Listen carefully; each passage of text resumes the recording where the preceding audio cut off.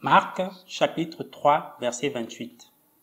Je vous le dis en vérité, tous les péchés seront pardonnés aux fils des hommes, et les blasphèmes qu'ils auront proférés. Et quiconque blasphémera contre le Saint-Esprit n'obtiendra jamais de pardon. Il est coupable d'un péché éternel. Bonjour frères et sœurs en Christ. Beaucoup de chrétiens aujourd'hui n'ont pas encore compris qu'est-ce que c'est le blasphème contre le Saint-Esprit. Nombreux croient que critiquer un serviteur de Dieu suffit pour blasphémer contre le Saint-Esprit. Nombreux croient que critiquer l'œuvre de Dieu, critiquer ou dire une parole contre Dieu, dire par exemple le Saint-Esprit est mauvais, le Saint-Esprit n'est pas bon. C'est ça le blasphème contre le Saint-Esprit.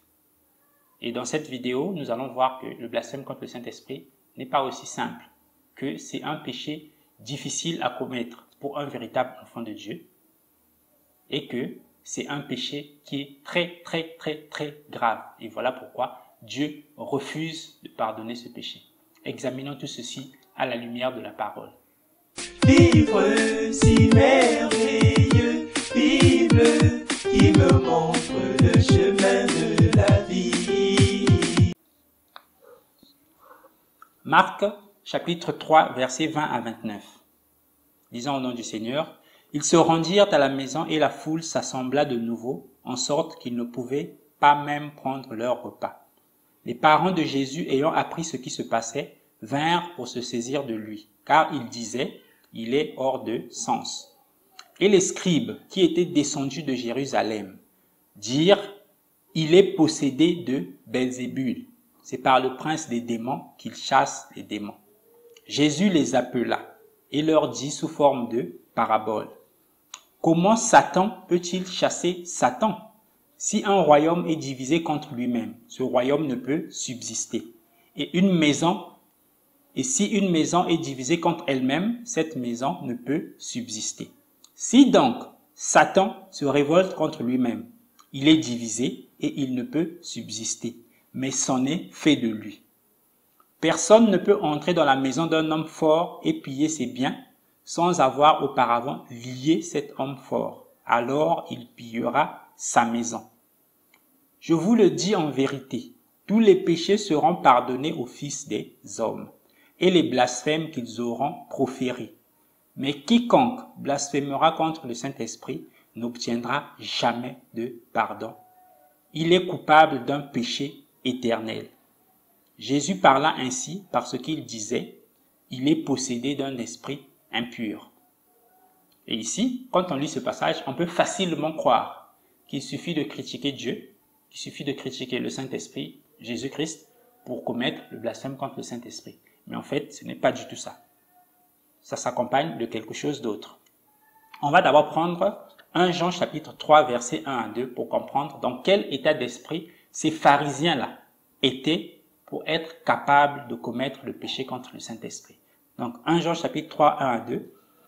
Mais il y eut un homme d'entre les pharisiens, nommé Nicodème, un chef des Juifs, qui vint, lui, auprès de Jésus de nuit, et lui dit, « Rabbi, nous savons que tu es un docteur venu de Dieu, car personne ne peut faire ces miracles que tu fais si Dieu n'est avec lui. » Donc ici, en fait, Nicodème, qui était l'un des pharisiens, il exprime à Jésus ce que les pharisiens pensaient.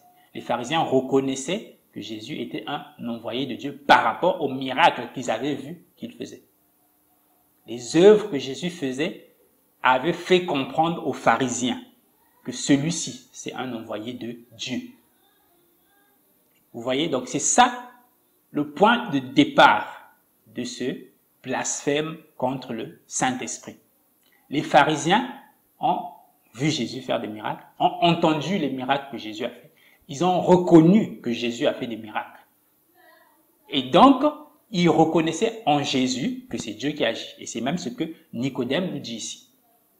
Donc, après avoir reconnu que cet homme-là, c'est Dieu qui est en train d'agir en lui, la puissance qui se manifeste en lui, c'est la puissance de Dieu, ils viennent maintenant pour critiquer Jésus, pour critiquer ce qu'il fait. Ils disent, non, c'est par le prince des démons qui chasse les démons, c'est par Belzébul qui enlève les esprits mauvais. C'est pour ça que ce péché-là est appelé blasphème contre le Saint-Esprit. Si tu es une personne, tu ne crois pas en Dieu, tu ne crois pas que Dieu existe, tu viens, tu critiques Jésus. Il n'y a rien. C'est pas un blasphème contre le Saint-Esprit. Mais si tu as reconnu que Jésus a en lui la puissance de Dieu, que c'est Dieu qui agit en lui, tu as vu toi-même cette puissance se manifester et tu es convaincu, au fond, jusqu'au fond de toi-même, que c'est Dieu qui agit en Jésus, que c'est Dieu qui agit dans ce serviteur. Si tu le critiques, tout en sachant que c'est Dieu qui agit, tout en ayant reconnu la puissance de Dieu, c'est là le blasphème contre le Saint-Esprit. Et voilà pourquoi on peut voir dans la Bible l'apôtre Paul qui a combattu l'Église, qui a fait blasphémer des gens, qui a forcé des gens à dire de mauvaises choses, qui a parlé contre l'Église, qui recherchait des lettres pour combattre l'Église.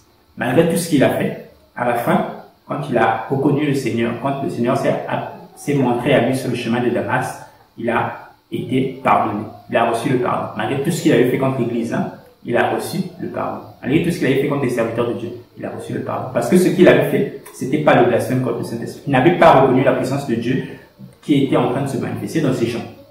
Tandis que les pharisiens, en ayant reconnu la puissance de Dieu en Jésus-Christ, eux, il suffisait seulement qu'ils prononcent une parole contre Jésus pour que ce soit le blasphème contre le Saint-Esprit. Donc c'est ça la différence entre quelqu'un qui critique le Saint-Esprit, qui critique Dieu, qui critique Jésus, juste comme ça, sans rien savoir de sa tête. C'est un ignorant. Dieu ne considère pas ça. Vous voyez? Mais lorsque Dieu manifeste sa puissance, Dieu manifeste sa grandeur, Dieu manifeste sa supériorité, toi tu es témoin de cette puissance-là. Tu reconnais que c'est Dieu qui agit. Et que si tu critiques à ce moment-là, tu commets le blasphème contre le Saint-Esprit. Voilà pourquoi je dis que c'est un péché qu'un enfant de Dieu ne peut pas commettre. Pourquoi? Parce que toi, enfant de Dieu, lorsque tu vois la puissance de Dieu se manifester, c'est une joie. Tu dis, ah, vraiment, là c'est Dieu qui agit. Et du coup, ce qui ça va te pousser à faire, c'est de te rapprocher encore plus de Dieu, c'est d'être encore plus sérieux dans la parole. Tandis que un enfant de Satan, il reconnaît la puissance de Dieu, il continue à chercher le succès des hommes, il continue à combattre le Dieu, malgré le fait qu'il a reconnu cette puissance-là. Donc c'est ça la différence, c'est ça un petit point qui est essentiel pour comprendre la notion de blasphème contre le Saint-Esprit. Donc, prier contre le Saint-Esprit, dire que le Saint-Esprit est mauvais, c'est pas le blasphème forcément. Mais celui qui a reconnu la puissance de Dieu, qui a admis que Dieu existe et que c'est Dieu qui agit, là quand tu critiques, c'est automatiquement le blasphème contre le Saint-Esprit. Donc c'était ça que je voulais partager avec vous dans cette vidéo que le Seigneur nous a donné aujourd'hui. Donc que Dieu vous garde, que Dieu vous protège et à la prochaine pour une nouvelle vidéo.